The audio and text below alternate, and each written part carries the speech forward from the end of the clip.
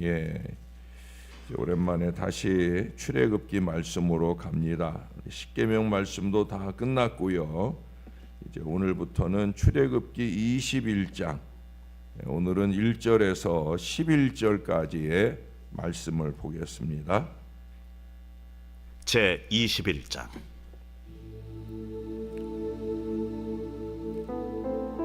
내가 백성 앞에 세울 법규는 이러하니라. 내가 히브리 종을 사면 그는 6해 동안 섬길 것이요 7째 해에는 몸값을 물지 않고 나아가 자유인이 될 것이며, 만일 그가 단신으로 왔으면 단신으로 나갈 것이요 장가 들었으면 그의 아내도 그와 함께 나아가려니와, 만일 상전이 그에게 아내를 주어 그의 아내가 아들이나 딸을 낳았으면 그의 아내와 그의 자식들은 상전에게 속할 것이요 그는 단신으로 나갈 것이로되, 만일 종이 분명히 말하기를 내가 상전과 내 처자를 사랑하니 나가서 자유인이 되지 않겠노라 하면, 상전이 그를 데리고 재판장에게로 갈 것이요 또 그를 문이나 문설주 앞으로 데리고 가서 그것에다가 송곳으로 그의 귀를 뚫을 것이라. 그는 종신토록 그 상전을 섬기리라. 사람이 자기의 딸을 여종으로 팔았으면 그는 남종같이 나오지 못할지며, 만일 상전이 그를 기뻐하지 아니하여 상관하지 아니하면 그를 속량하게 할 것이나, 상전이 그 여자를 속인 것이 되었으니 외국인에게는 팔지 못할 것이요 만일 그를 자기 아들에게 주기로 하였으면 그를 딸같이 대우할 것이요 만일 상전이 다른 여자에게 장가들지라도 그 여자의 음식과 의복과 동침하는 것은 끊지 말 것이요 그가 이 3가지를 시행하지 아니하면 여자는 속전을 내지 않고 거저 나가게 할 것이니라. 아멘. 예, 우리가 어떤 사물을 보는 시각에 따라 사물이 다르게 보인다는 것은 익히 알고 있는 바입니다. 특히도 이 드론이라고 하는 이 물건으로 높이 카메라를 가지고 이렇게 내려다 보면 우리가 이렇게 지상에서 보는 것보다 훨씬 더 아름답고 귀하게 보입니다. 그래서 요즘 흔히 하는 말이 드론빨이다라는 말이 있어요. 우리가 보는 것보다 높이 올라가서 이렇게 내려다 보면 그 전체 경치의 그 아름다움이 대단하다라고 하는 거예요. 이와 마찬가지로 우리를 괴롭히고 짓누르는 온갖 시련들이 좀 더 높은 곳에서 내려다볼 경우에는 매우 다른 모습을 띠게 된다는 거예요. 즉 자기 자신의 눈높이에서 바라볼 때에는 이게 너무 높아서 뛰어넘을 수 없는 것처럼 보이는 장벽일지라도 산 위의 높은 곳에서 바라보면, 또 아까도 말씀드린 대로 드론빨로 보게 되면 그게 별것 아닌 것처럼 보일 수 있다는 거예요. 저는 가끔 그런 생각을 해요. 우리가 당장 만난 고난이라는 것도 우리가 당장 볼 때에는, 우리 입장에서 볼 때는 이게 너무 견디기 힘든 어려움인데 하나님께서 왜 이 어려움에 우리를 오래 두고 계시느냐, 어찌 보면 하나님은 드론빨보다도 더 높은 곳에서 보고 계시기 때문에 우리가 만나고 있는 장벽이라고 하는 게 우리랑 크게 이렇게 높이가 보이지 않는 그런 것으로 보이기 때문에 그러시지 않나 하는 그런 생각도 할 때가 있습니다. 한 번은 어떤 목사님이 들려주시는 이야기 가운데 그의 3 친구의 차이점을 설명해 주시더라고요. 정말 그렇게 친구들이 있는 게 아니라 비유적으로 어떤 영적인 산을 넘어가려고 할 때 한 사람은 온갖 고생을 다하여 굴을 뚫고 지나가려고 애만 쓸 뿐이지 결국엔 굴을 뚫느라고 헛고생만 하지 그 산을 넘어가지 못하는 어리석은 사람이 있을 거라고 하시고요. 그리고 또 한 사람은 그 산을 삥 돌아서 통과하려고 노력하는 사람이 있을 거예요. 그만큼 시간이 오래 걸리긴 해도 그래도 반대편으로 넘어갈 수는 있겠지요. 그리고 마지막 한 친구는 그의 날개로 곧장 날아 넘는다는 거예요. 그리고 그 날개는 제가 생각할 때는 믿음의 날개이거나 은혜의 날개이거나 그 날개를 사용한다라고 하는 거죠. 만일 우리가 넘어간다라고 하면 이제부터는 이 믿음의 날개를 활짝 펴고 날아가는 방법을 택해야 마땅할 거예요. 저는 자주 얘기하잖아요. 자꾸 은혜를 받으면 받은 은혜를 그때뿐인 걸로 그렇게 내팽개치지 말고 그 은혜를 믿음으로 자꾸 키워서, 그래서 어떤 큰 산의 어려움을 만날 때마다 그렇게 하나님 은혜로 만들어진 믿음의 날개로 잘 날아 넘어가는 그런 믿음의 사람이 되어야 한다. 그게 우리의 날개를 펴고 올라가라 이렇게 말하는 이유는요, 아무리 커다란 날개를 가지고 있다 할지라도 그걸 믿음으로 사용하지 못하면 그 비행의 능력을 상실하여 한치만큼도 날아오를 수 없기 때문에 그런 거예요. 정말 그런 사람들을 많이 봐요. 그 정도 신앙생활 했으면, 그 정도 은혜를 받았다라고 하면 이런 것쯤이야 라고 생각할 일들을 너무 무력하게 만나고 있더라고 하는 거예요. 여러분, 우리에게 필요한 것은 더 많은 날개를 지니는 게 아니에요. 이미 우리에게 지니게 하신 그 날개를 충분히 활용하는 거예요. 순종하고 신뢰하는 능력은 각 사람의 영혼이 이미 지니고 있으므로 그것을 활용할 줄 아는 태도만이 필요하다라고 하는 것. 그게 건강하고 신령한 그리스도인으로 우리 하나님께 참 쓰임받는 비결입니다. 제가 이런 얘기를 하는 이유는 오늘 본문에는 종에 대한 얘기를 하고 있잖아요. 앞서 보았던 십계명을 비롯해서 이제 그 십계명의 말씀을 풀어서 아마 한 31장, 32장까지 말씀을 해주실 텐데, 이 고대의 성경과 유사한 법들이 없지 않아요. 그 중에 제일 많이 언급되고 유명한 것 중에 함무라비 법전이라는 것이 있습니다. 어떤 사람들은 우리 성경의 율법들이 함무라비 법전을 근거해서 쓰여졌다고 보는 그런 사람들도 있어요. 아니에요. 왜 그러느냐? 우리 하나님께서 말씀하신 이 율법에는 분명 여러 일반 사회법들과 근본적으로 다른 점이 있어요. 그게 무엇이겠습니까?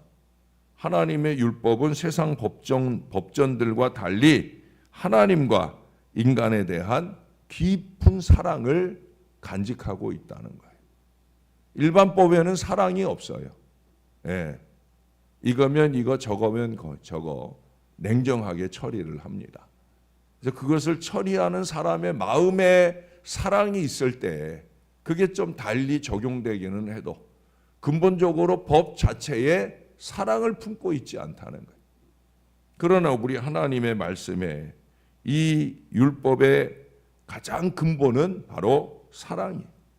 하나님 사랑, 사람 사랑. 우리 예수님께서 그렇게 정리해서 말씀해 주셨잖아요. 마음과 힘과 뜻을 다해 주 너의 하나님을 사랑하라 하는 게 첫 번째 계명이고, 내 이웃을 내 몸과 같이 사랑하는 게 두 번째 계명이다. 하나님께서는 그래서 이스라엘 백성이 동족을 종으로 삼기를 원치 않으셨어요. 설령 피치 못할 사정으로, 이제 오늘 말씀에는 그 피치 못할 사정으로 종이 된 경우를 얘기하는 거죠. 그런 경우에 이스라엘 백성이 남의 종이 되었다 할지라도 6년 동안만 그 주인을 섬기고 7년째에는 자유를 얻게 해주셨어요.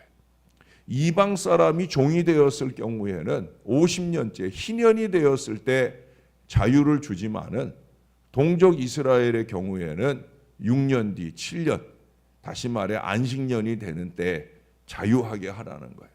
그게 무슨 얘기예요? 가급적 종 삼지 말라는 거예요. 그럼에도 하나님의 백성이 종이 되는 경우는 첫째로 빚을 많이 져서 그 빚을 갚으려고 종이 되는 경우가 있고요.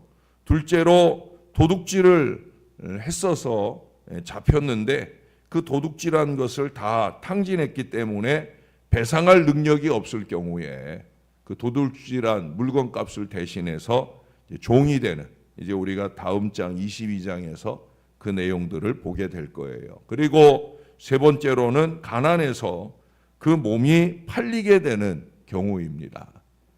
하나님은 그를 종으로 부리지 말고 품꾼이나 임시 거주자처럼 그를 여기라고 레위기 25장 39절 이하에 말씀합니다. 아무튼 하나님께서는 이스라엘 백성으로서 종 노릇한 사람은 누구나 제7년이 되면 값없이 자유를 얻게 하셨어요. 그뿐만 아니라 선물까지 들려서 돌려보내라고 신명기 15장 12절 이하에는 말씀하고 있습니다. 이처럼 하나님께서는 하나님 백성이라면 누구나 모두가 동등하게 자유를 누릴 권리를 주셨다는 거예요. 여러분, 우린 피차에 동등합니다. 특히도 하나님 앞에서는 더욱 그렇습니다. 우리의 받은 각종 직분이나 사명이 모두 하나님 앞에 똑같이 소중하고 우리 하나님께 귀하게 쓰임받는 일이라는 거예요. 뭐 목사라고 해서 대단하게 하나님이 사랑해 주시고 그런 게 아니란 말이에요. 목사의 기도만 여러분들의 기도보다 몇 갑절의 능력이 있는 게 아니라는 거예요.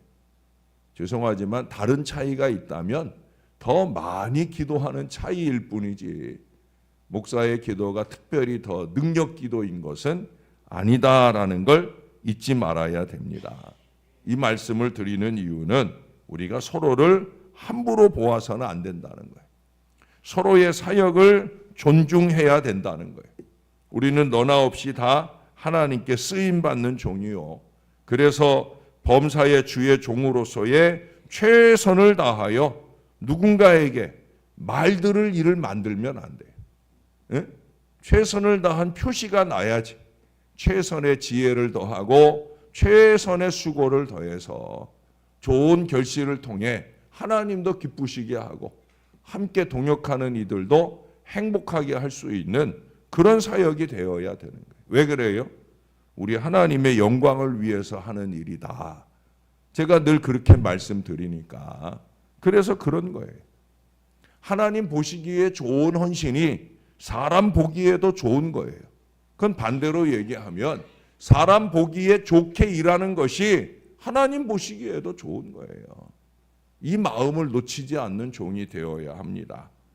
자, 여기 보니까 하나님 백성은 이처럼 모두 자유인이에요. 지금은 종일지라도 결국은 6년이 지나고 나면 자유롭게 될 자유자라는 거예요. 그러나 예외로 자기 자유를 그 주인에게 바치고 평생 그 주인을 섬기는 종이 될 수도 있는 거예요. 본인의 의사에 따라. 내가 이제 6년이 돼서 내가 자유하게 갈 수 있는데 싫어요 주인님. 저는 그냥 주인님 종으로 사는 게 좋아요. 그럴 수 있다는 거예요. 그게 이제 5절 이하로 하는 말씀이죠. 어떤 종입니까? 평생 주인을 섬기며 살아갈 종이 되는 조건은 딱 하나입니다. 거기 5절에 뭐라고 얘기해요? 사랑. 사랑이에요. 사랑. 우리가 하나님의 종으로 우리의 생애를 사는 이유도 딱 하나예요. 뭐예요? 사랑이에요. 제가 목사로 사는 이유도 다른 거 없어요. 사랑. 하나님을 향한 사랑 때문에 하나님의 종으로 사는 거예요. 여러분도 마찬가지죠? 우리는 다 하나님을 사랑해서 자발적으로 하나님의 종이 되었단 말이에요. 여기 말씀하는 종도 마찬가지. 이 종은 기꺼이 자기 자유를 바치고 평생 주인 집에 거하며 주인을 섬기고 처자식을 사랑하며 살기를 기뻐한다라고 5절에 말씀해요. 사랑과 존경으로 하기 때문에 그런 거예요. 우리 그리스도인들도 평생 종입니다. 주 예수님이 우리를 죄에서 자유하게 하셨지만 우리는 기꺼이 우리의 자유를 주님께 바치고 사는 종이에요. 왜냐하면 우리를 사랑하시는 예수님을 우리도 사랑하며 주님의 이 몸된 교회를 사랑하기 때문입니다. 맞습니까? 사랑해서 종이 된 거예요. 예? 여러분 억지로 우리 주님이 종 삼지 않으셨어요. 우리가 주님을 나를 위해 아낌없이 남김없이 다 내어주신 그 주님을 그러니까 우리는 주님의 종으로서 주님의 일을 할 때 남다른 마음으로 해야 돼요. 사랑을 가지고 정성을 다해서 최선을 다해서 할 수 있어야 되는 거예요. 평생 종처럼 주님 집을 떠나지 않아야 되는 겁니다. 주님께 몸과 마음을 바치고 생명을 바쳐야 됩니다. 우리 하나님의 일은 마지못해 하면 안 되는 거예요. 하나님을 사랑해서 시작한 일이기 때문이에요. 목사도 밥벌이나 하려고 이 사역을 하는 사람이라면 일찌감치 때려치워야 되는 거예요. 예, 마음도 물질도 땀과 눈물도 정성을 다해 드릴 헌신의 마음이 없다고 하면 애시당초 그만하는 게 좋아요. 예? 여러분 성도들 역시도 하나님의 일, 교회의 일을 정말 사랑 없이 마지못해 억지로 하려고 하면 하지 않는 게 나아요. 예? 자꾸 내가 해도 되는 일을 남에게 전가할 마음이면 안 되는 거예요.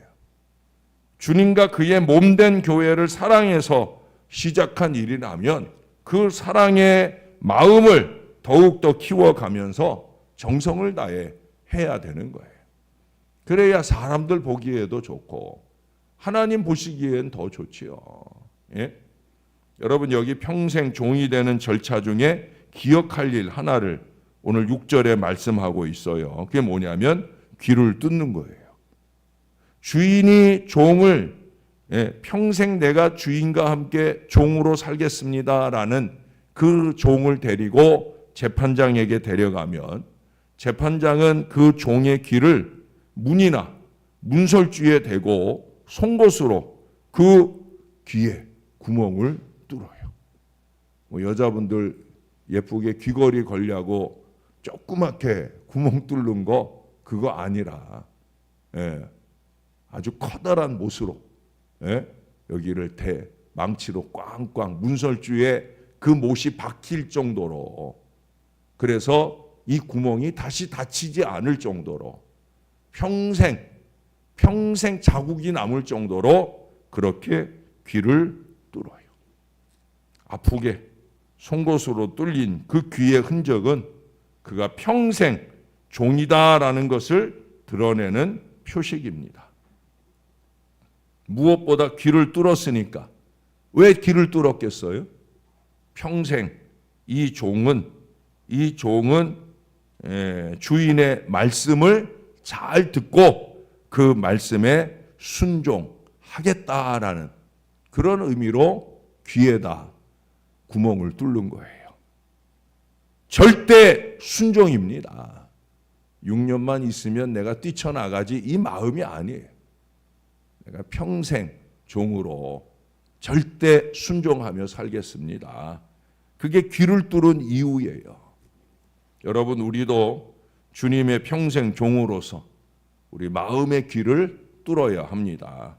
우리를 사랑하여 십자가를 지신 주님이시기에 우리도 주님을 사랑하여 십자가에 우리의 귀를 대고 면류관 가시나 그 못으로 우리의 귀를 뚫어야 되는 거예요. 주인 되신 주님처럼 모진 핍박과 조롱, 비방의 아픔도 잘 참아야 되는 거예요. 시련과 섬김의 수고도 잘 견뎌야 되는 거예요. 자꾸 힘들다고 징징거리면 안 돼요. 예? 진리에 귀를 기울여야 합니다. 진리 아닌 것에는 결코 함부로 귀를 내놓지 말아야 됩니다. 이 뚫린 귀를 복음 진리와 순종의 보석, 헌신의 진주 귀걸이로 아름답게 장식을 할 수 있어야 되는 거예요. 왜 그래요? 우리는 주 예수님의 평생 종이기 때문이에요. 여러분이 어떤 모양으로든 주님의 종으로 목회자에 의해서나 먼저 주의 종된 사람들의 손이 얹어지고 거룩한 성령의 기름을 부어 종이 되었다라고 하면 이 마음을 놓치지 말아야 돼. 내가 좀 더 일찍 이 마음으로 살았어야 되는데 그러지 못한 후회감이 들수록 우리는 앞으로 남은 생에 내가 헌신하는 여정이 얼마가 남았든지 간에 내가 제대로 십자가 대못으로 내 귀가 못 박혔다라는 이 마음을 놓치지 말고 진리 수호의 거룩한 종으로 아름답게 쓰임 받을 수 있는 저와 여러분들이 꼭 될 수 있기를 우리의 구주 되시는 예수님 이름으로 간절히 축원합니다. 우리 하나님 고맙습니다. 부족하고 죽을 수밖에 없는 저희들을 너희는 내 아들이다, 딸이다, 그렇게 주의 자녀 삼아 주시려고 십자가에 달려 죽으시며 부활해 주셔서 너무 감사합니다. 그 은혜가 너무 크기에 우리가 자녀로서 주의 종이 되어 주님께 헌신하는 믿음의 백성들이 되게 해주셔서 감사를 드립니다. 어떤 종들은 마지못해 그 일을 하기도 하지만 우리는 자녀로서 충성하기에 예수님께서 하나님의 아들로서 아버지 뜻대로 그렇게 늘 고백하시면 아버지와 함께 순종하고 헌신하셨던 것처럼 우리도 그 믿음 마음으로 주님을 따라가야 되는 것임을 잊지 않는 우리 모두가 되게 하여 주옵소서. 히브리서에 말씀하는 것처럼 모세도 대단했지만 그는 종으로서 헌신한 사람이었고 예수님은 그보다 더 아들로서 헌신한 종이었기에 그래서 더 귀하다 말씀하셨듯 우리도 그렇게 주의 자녀로 자발적인 종이 되어 싸우니 이 종의 사명, 사랑하여 시작한 이 사명을 제대로 잘 감당해내는 하나님의 사람들이 되게 하여 주옵소서. 목회자이든 평신도든 똑같이 하나님 앞에 부름받은 사명을 위해 우리가 할 수 있는 최선의 지혜와 믿음과 땀과 눈물과 수고로 통하여 우리 아버지 하나님을 기쁘시게 하고 함께 동역하는 이들을 행복하게 하는 복된 사역들을 이루어갈 수 있게 도와 주시옵소서. 우리 하나님이 우리를 꼭 붙들어 주셔서 부활절 이후 성령 강림절을 향해 성령 강림절 이후 우리 주님의 대림절을 향해 앞으로의 남은 이 한 해 동안의 여정을 살고 앞으로 남은 우리의 인생 여정을 사는 동안에 늘 부족하다 여기며 우리의 귀를 뚫어 절대 순종의 이 복된 마음을 가지고 열심 있게 헌신하는 귀한 종들이 다 되게 도와 주옵소서. 우리 하나님, 다른 이들이 아니라 우리 하나님께서 우리의 임금 되어 주셔서 너무 감사합니다. 임금 되신 주님과 함께 그렇게 우리의 남은 생애가 종으로 살아갈수록 더 행복해지는 복된 인생이 될 수 있게 축복해 주시옵소서. 감사합니다. 예수님 이름으로 기도합니다. 아멘.